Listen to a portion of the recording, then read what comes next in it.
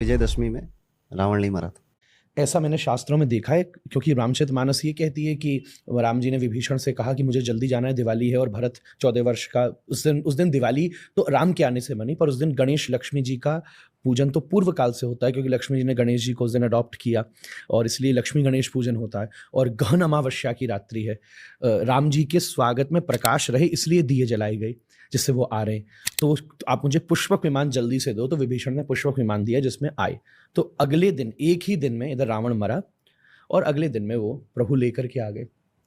ऐसा शास्त्र में कहीं उल्लेख नहीं कि विजयदशमी के दिन रावण का वध हुआ। उस दिन राम जी ने विजय यात्रा शुरू करी। विजय यात्रा शुरू करी।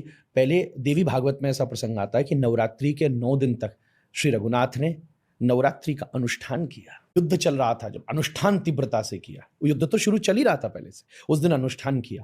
फिर विजयदशमी के दिन साक्षात भगवती प्रकट हुई और स्वयं श्री अगस्त्य मुनि ने, वाल्मीकि रामायण कहती है, आदित्य हृदय स्तोत्र रघुनाथ को प्रदान किया। और उस दिन फिर श्री रघुनाथ ने अपनी विजय यात्रा को शुरू किया। हालांकि ये ट्रेडिशन पुराना नहीं है, पर फिर भी आज के पॉलिटिकल माहौल में तो मैं आपको कह सकता हूँ, पुतले क्यों जलाए जाते हैं?